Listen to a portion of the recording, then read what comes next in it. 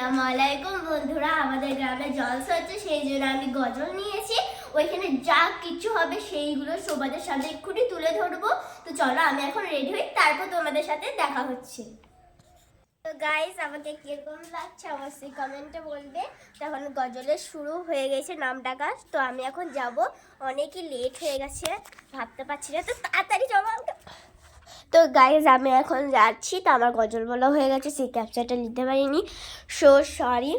তো দেখো সবাই এখন গজল বলছে। তো আমি এই আউটফিটটা পরে গেছিলাম দোকান বলতে জিলাপি 12 ভাজা আনতে জলসার ওইখানে। তো আমি জিলাপিটা খাচ্ছি, খুব সুস্বাদু, আর 12 ভাজাটা খুবই ঝাল ছিল।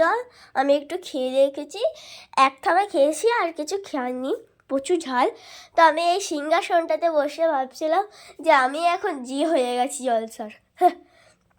তো এখন জলসা হয়নি, জলসার যখন হবে তখন এখানে সবাই মানুষ আরে সবাই বসবে, আর জলসার আগে আমরা বাচ্চারা সবাই খেলা খেলা করবো এখানে।